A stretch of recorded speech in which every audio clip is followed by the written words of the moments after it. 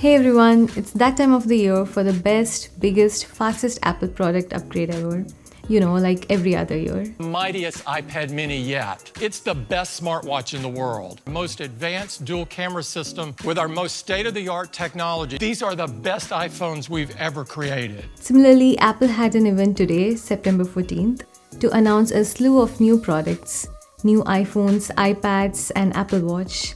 In this video, we'll go through everything about the new iPhone 13 lineup. I'll have a separate video for the iPads and Apple Watches. So everything about iPhone 13 and 13 Pro coming up. Apple refreshed its iPhone lineup to its 4 models this year. iPhone 13, iPhone 13 mini, iPhone 13 Pro, and iPhone 13 Pro Max. Apple had a big design refresh last year, so this year it's just an incremental upgrade. We'll talk about the iPhone 13 and 13 mini first, and then move on to the Pro models. First, the design. It's exactly the same as the last year's iPhone 12. The size is 6.1 inch for iPhone 13 and 5.4 inch for the mini. Although the Face ID notch is 30% smaller this year in the iPhone 13 models, it still has the same lightning port, same water resistance, and ceramic shield front glass. There is a visual difference to the camera placement this year.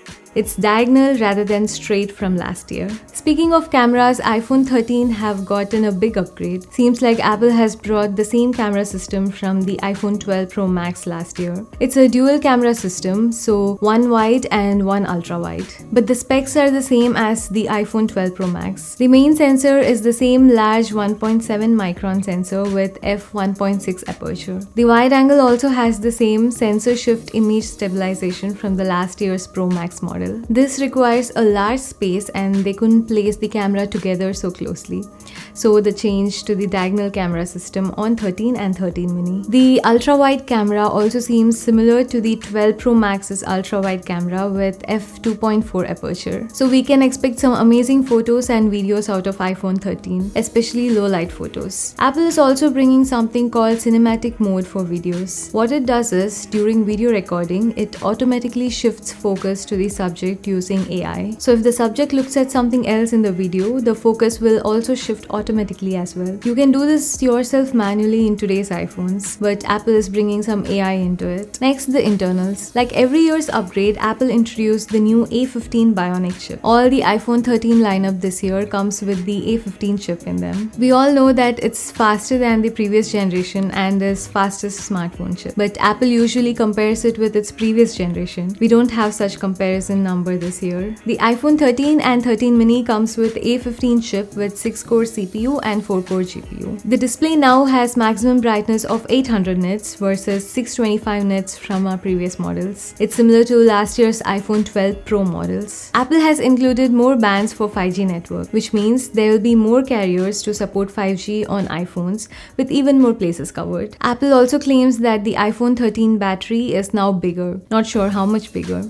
And so with the enhancement from iOS 15 and efficiency from the new chip, the iPhone 13 will have 2.5 hours longer battery life than iPhone 12 and 1.5 hours longer for the mini from last year. Price for 13 and 13 mini starts at $799 and $699, which is exactly same as last year, although the starting storage option is 128 GB versus 64 from last year. It has one less color option and now comes in these 5 colors. Wait for the full review of iPhone 13, but just from the specs, seems like we are getting the last year's iPhone 12 Pro Max camera system without the telephoto lens with even better processor for $799. iPhone 12 was a very easy recommendation for a lot of people last year.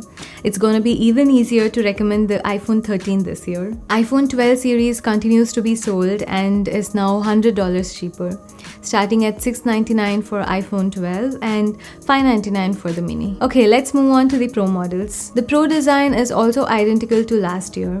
Instead of Pacific Blue, the 13 Pro comes in this new color called Sierra Blue. Apple says the notch is 20% smaller in the Pro phones. The Pro and the Pro Max are still 6.1 inch and 6.7 inch screen. The processor is the new A15 Bionic Chip like the iPhone 13, but unlike the 4-core GPU as iPhone 13, The Pros have 6-core CPU and 5-core GPU, an extra graphic core. The display is a little brighter at 1000 nits versus 800 from the last year. One exciting upgrade this year, finally, is the Pro Motion display on the Pro models. Almost every Android phones have had high refresh rate display for a long time, and now finally iPhone gets 120Hz display too. It can automatically switch from 10Hz to 120Hz and is a welcome addition. Now the cameras. I would say the Pro cameras are a significant upgrade from last year. Last year, the iPhone 12 Pro and 12 Pro Max had a different camera system. This year, Apple has unified those.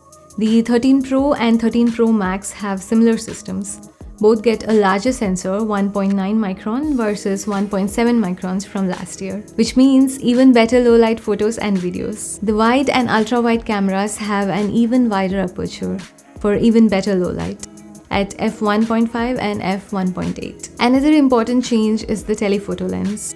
It's now 3x telephoto versus 2.5x from last year. Apple gave the raw photo capture in the Pro phones last year.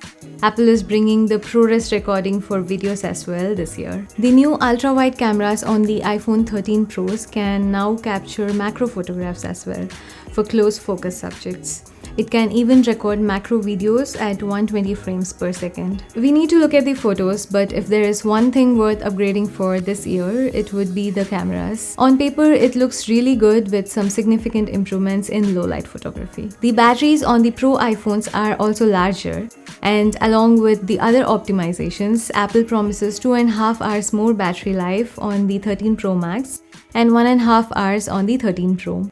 It also has more 5G bands like iPhone 13. The price for Pro models have also not changed this year.